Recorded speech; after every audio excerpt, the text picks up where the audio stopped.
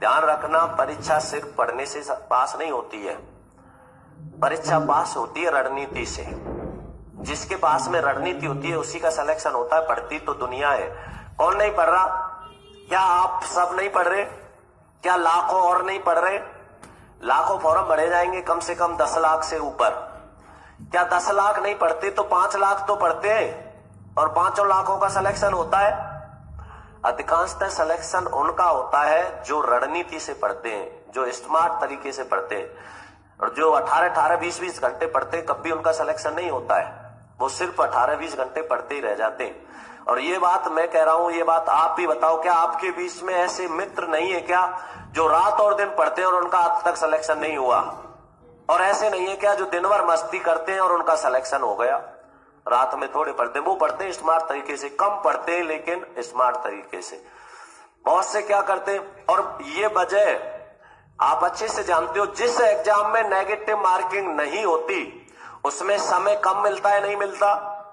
जिसमें negative marking होती है उसमें समय कम से कम 1.5 घंटा, 1 घंटा कम से कम एक्स्ट्रा मिलता है, कम से कम 1 घंटा। क्या सोचा है आपने कभी ऐसा क्यों होता है? क्योंकि पेपर में आपकी परीक्षा ज्ञान की नहीं होती, धैर्य की होती है। किसकी परीक्षा होती है?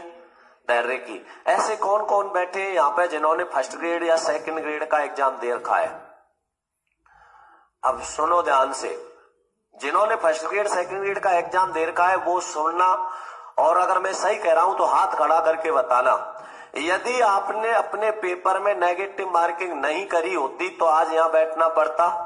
नेगेटिव मार्किंग को अगर हटा दिया जाए तो आज आपका सिलेक्शन हो गया होता, नहीं हो गया होता? सही बात है, नहीं है? सिर्फ नेगेटिव मार्किंग की वजह से सिलेक्शन रुकता है। और पेपर में अधिकांशतः वो प्रश्न गलत होते हैं जो सरल होते हैं।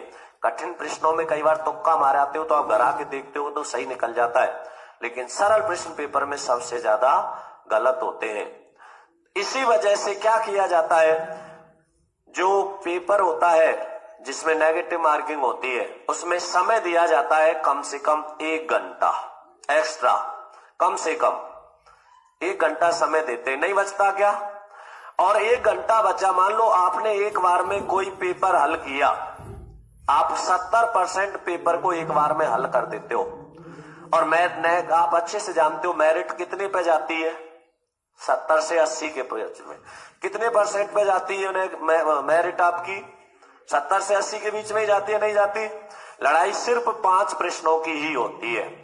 जो रणनीति बना के पढ़ता है, जो रणनीति से पढ़ता है वो 70 से 75 आराम से पहुंच जाता है।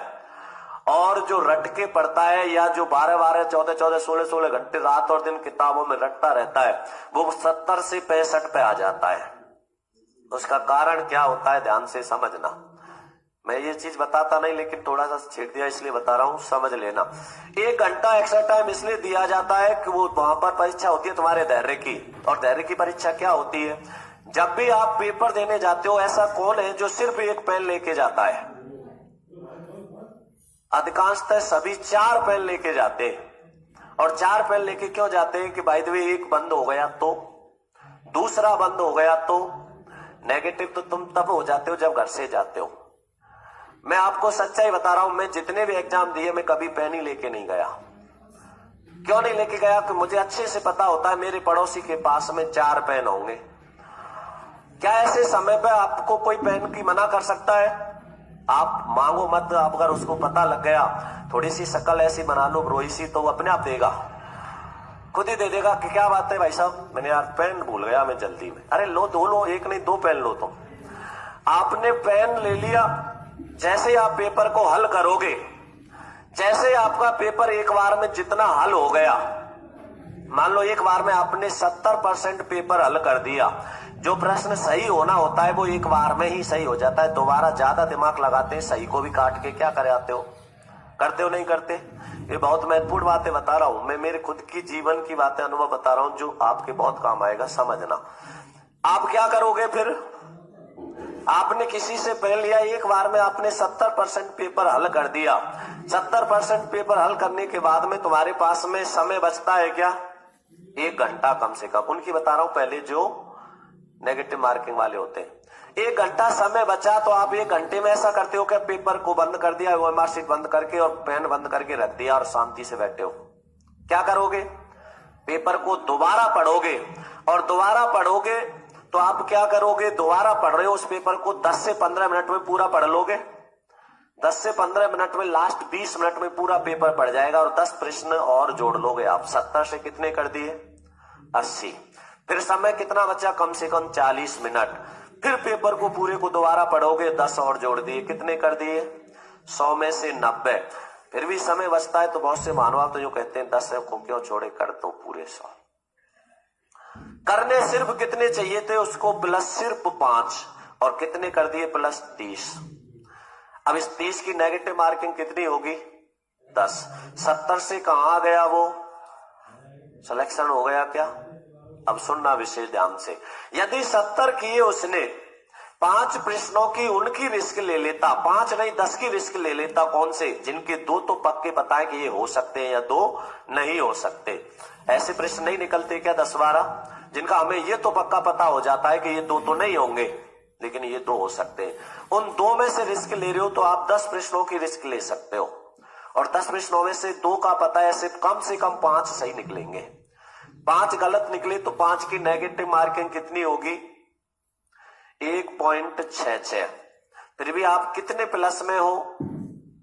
3.33 हो या नहीं हो?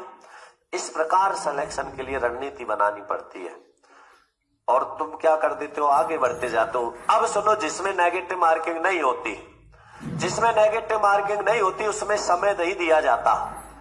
बचता है क्या समय? प्रश्न ही हल नहीं हो पाते पूरे। क्यों नहीं दिया जाता? क्योंकि अगर नेगेटिव मार्किंग नहीं है तो बहुत ही आराम से पढ़ो और आप पूरे के पूरे प्रश्नों को सही करके आ सकते हो, क्योंकि नेगेटिव मार्किंग नहीं है। क्योंकि नेगेटिव मार्किंग ही तो सिलेक्शन से रोकती है। तो आप क्या करोगे? जल्दबाजी करोगे। और जल्दबाजी कैसे करोगे? पार्ट आते हैं कई।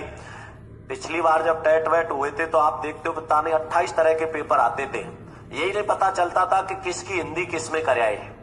होता नहीं होता? तो अब आप क्या करते हो? जल्दबाजी करते हो, और जल्दबाजी में क्या होता है? लिख रहा है पीछे नहीं है और आप नहीं तक पहुंचे ही नहीं, है का ही उत्तर दे दिया। वहां पूछ रहा है नहीं और आप क्या करते हो? है से दे आए। प्रश्न क्या हो गया?